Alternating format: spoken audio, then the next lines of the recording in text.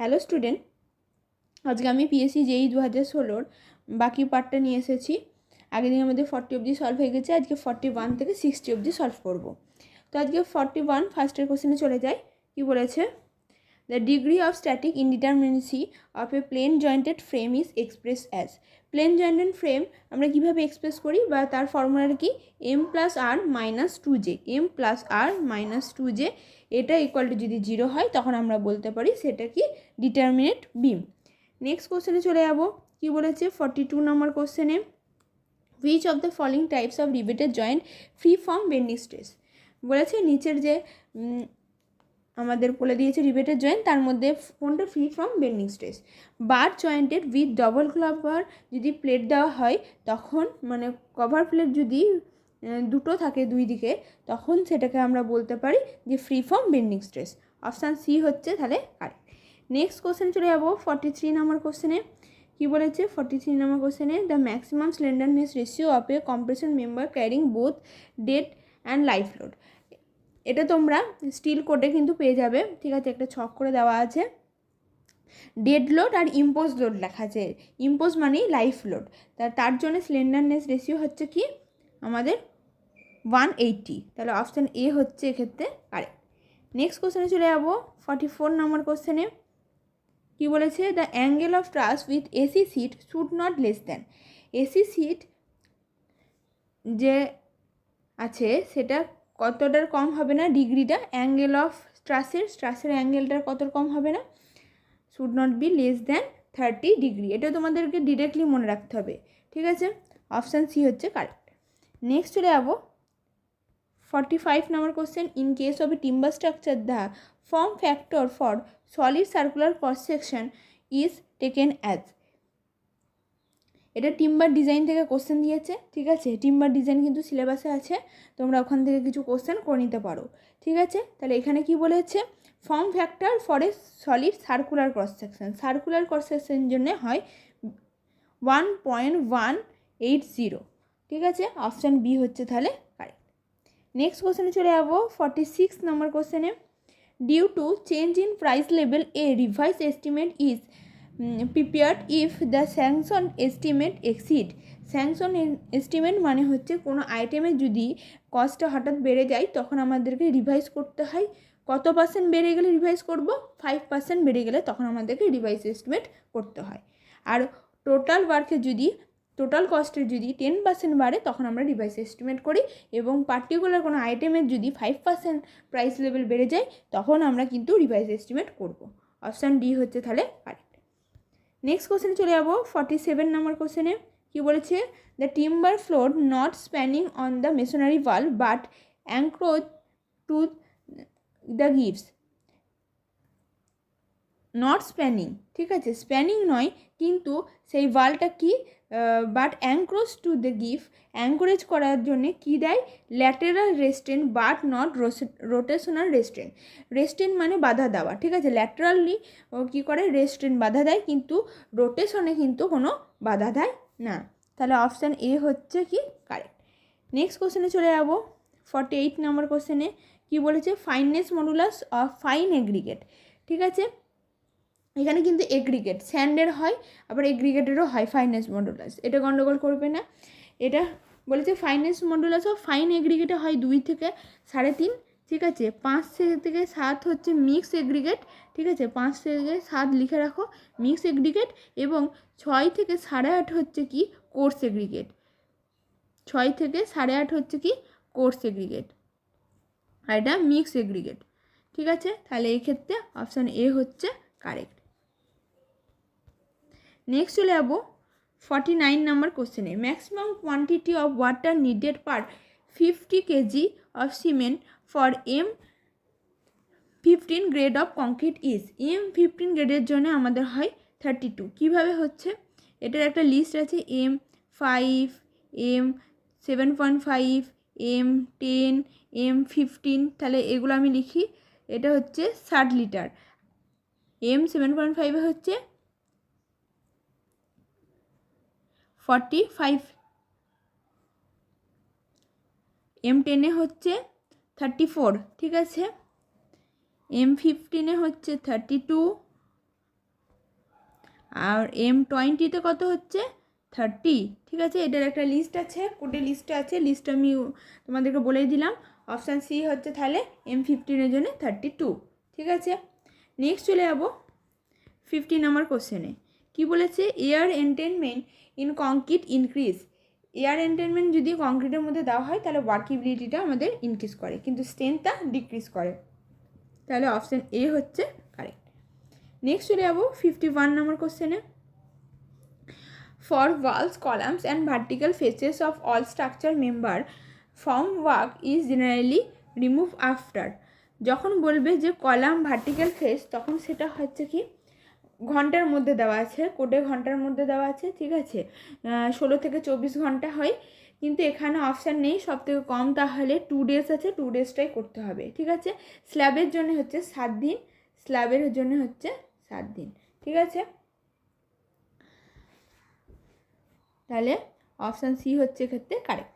Next কোশ্চেনে চলে যাব 52 number question. Percentage of reinforce in case of slab when tor steel are use is not less than. Tor steel বা যেটাকে বলছে HYSD বারের ক্ষেত্রে আমাদের পার্সেন্টেজ অফ স্টিল মিনিমাম কত না হয় 0.12%।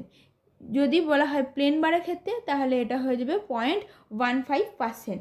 ম্যাক্সিমাম কত না হয়, ম্যাক্সিমাম হচ্ছে 4% দেওয়া হয়, ঠিক আছে। এটা মিনিমাম, কিন্তু নট লেস দেন মানে ওর কম হবে না, কিন্তু ম্যাক্সিমাম আমরা 4% দিতে পারি স্ল্যাবের ক্ষেত্রে। বিমের ক্ষেত্রেও ম্যাক্সিমাম আমরা 4% দিয়ে থাকি।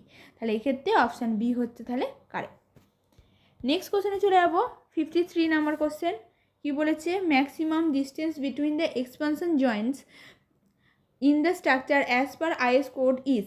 Maximum distance between expansion joint, দুটো এক্সপানশন জয়েন্টের মধ্যে ডিস্টেন্স হচ্ছে 45 মিটার, ঠিক আছে। 45 মিটার হচ্ছে দুটো জয়েন্টের মধ্যে ডিফারেন্স। তাহলে অপশান সি হচ্ছে কারেক্ট। নেক্সট চলে যাবো 54 নাম্বার কোশ্চেনে। Due to attack of dry rot হবে, এটা প্রিন্টিং মিস্টেক হয়ে গেছে, ড্রাই রট দ্য টিম্বার তাহলে কি হবে আমাদের রিডিউস টু পাউডার, ঠিক আছে। এই কোশ্চেনের উত্তরটা কিছু কিছু জায়গায় সিঙ্ক দেখবে, যদি অপশান না থাকে ডি রিডিউস টু পাউডার তখন তোমরা সিঙ্ক করো, কিন্তু সিঙ্কস হবে না, এটা অ্যাকচুয়াল আনসার হবে ডি। যদি অপশানে না থাকে তখন সিঙ্কস করতে হবে। আমি একটা জায়গায় দেখেছিলাম যেখানে অপশান ডি এর যে ইয়েটা সেটা নেই, সেটা হচ্ছে যে রিডিউস টু পাউডার নেই, সেই জন্য সিঙ্কস করা আছে ওখানে, ঠিক আছে। কিন্তু অ্যাকচুয়াল আনসার কিন্তু রিডিউস টু পাউডার হবে। নেক্সট কোশ্চেনে চলে যাবো 55 নম্বর কোশ্চেনে। কি বলেছে, if the L is the perimeter of a close traverse del D is the closing error in departure, the correction for departure of a traverse side of length L according to Baudi's rule is। তাহলে according to Bowditch's rule অনুযায়ী কি বলেছে যে closing এররটা কি হবে, del D small L by perimeter, ঠিক আছে। তাহলে অপশান দেখো এতে আছে, ঠিক আছে। এটা ডেল হিসাবে লেখা নেই বলে হয়তো বুঝতে পারছো না, del D small L by L, ঠিক আছে। এল হচ্ছে লেন্থ আর ক্যাপিটাল এল হচ্ছে কি আমাদের পেরিমিটার, এখানে বলাই আছে। তাহলে অপশান এ হচ্ছে আমাদের কারেক্ট। নেক্সট কোশ্চেনে চলে যাবো 56 নম্বর কোশ্চেনে। কি বলেছে যে the fore bearing of a line AB and BC are measured 146 degree 30 minute and 68 degree 30 minute. The included angle ABC is recorded as। তাহলে এটা তোমরা ছবি এঁকেও করতে পারো, একটা ফর্মুলা আছে back bearing of next line minus fore bearing of previous line, সেই ফর্মুলাতেও কিন্তু করতে পারো। তাহলে সেই ফর্মুলাতে করি, back bearing of next line back bearing বার করি, এটা 180 যোগ করি, ঠিক আছে। তাহলে এটা হয়ে যাবে কত 248 ডিগ্রি 30 মিনিট, ঠিক আছে। এর সাথে আমাদের কি করতে হবে, মাইনাস করতে হবে কি fore bearing of previous line, ফোর বিয়ারিংটা যদি আমরা মাইনাস করে দিই 248 ডিগ্রি 30 মিনিট, এর থেকে বাদ দিচ্ছে হচ্ছে 146 ডিগ্রি 30 মিনিট, তাহলে হয়ে যাবে 0 মিনিট, এইদিকে 201। এটা তোমরা কিন্তু ড্র করেও করতে পারো। অপশান এ হচ্ছে কারেক্ট। দুটোতেই কিন্তু একই মানই আসবে। নেক্সট চলে যাবো 57, the horizontal angle between the true meridian and magnetic meridian at a place. কী বলেছে? হরিজন্টাল অ্যাঙ্গেল কার মধ্যে? ট্রু মেরিডিয়ান আর হচ্ছে ম্যাগনেটিক মেরিডিয়ান, এটাকে কি বলা হয়? ডিক্লিনেশন। ঠিক আছে, তাহলে অপশান বি হচ্ছে কারেক্ট। তাহলে একটা ফর্মুলা আছে কি, true bearing equal to magnetic meridian plus minus হচ্ছে ডিক্লিনেশন। প্লাস মাইনাস কেন? আমাদের ইস্টে হচ্ছে প্লাস, ওয়েস্টে হচ্ছে ওয়েস্ট, ডিক্লিনেশনে হচ্ছে মাইনাস, সেই হিসাবে আমি প্লাস মাইনাস করেছি। তাহলে অপশান বি হচ্ছে কারেক্ট। নেক্সট চলে যাবো 58 number question, in chain surveying the tie line are primarily provided. Tie line কেন করি চেন সার্ভেতে?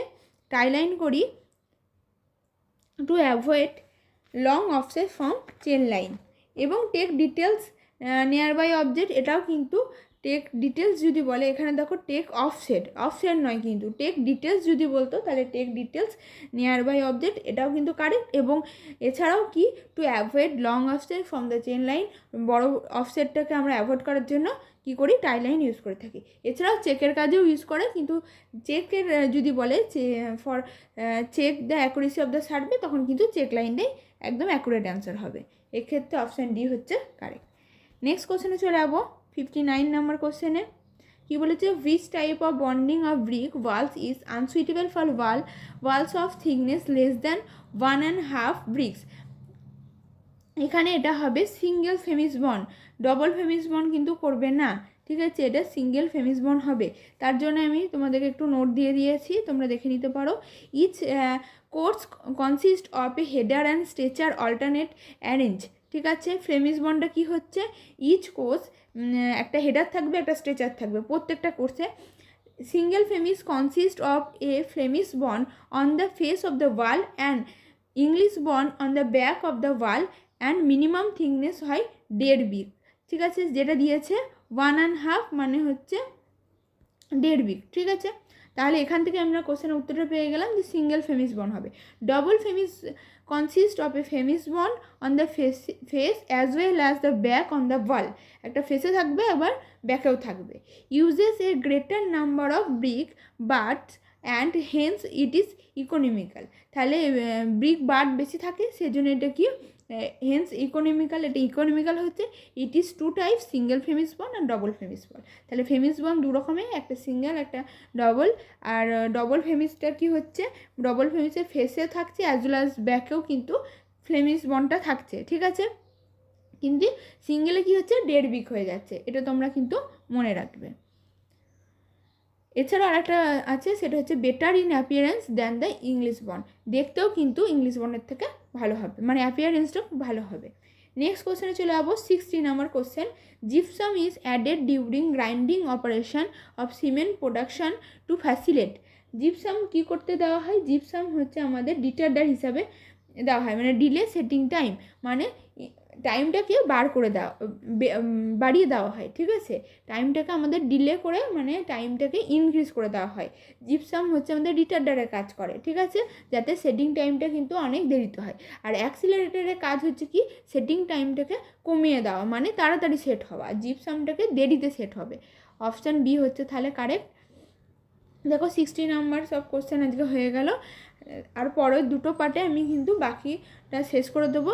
তোমরা প্লিজ আমাদের চ্যানেলটিকে সাপোর্ট করো, বন্ধুদের মধ্যে শেয়ার করো, এবং ভিডিওগুলি ভালো লাগলে লাইক করো। আর যদি নতুন হও প্লিজ আমাদের চ্যানেলটিকে সাবস্ক্রাইব করো। আমাদের আগে ইউটিউব চ্যানেল ছিল, কোনো কারণে সেটা আর নেই, তো তোমরা প্লিজ এই নতুন চ্যানেলটাকে তোমরা সাপোর্ট করো। নমস্কার।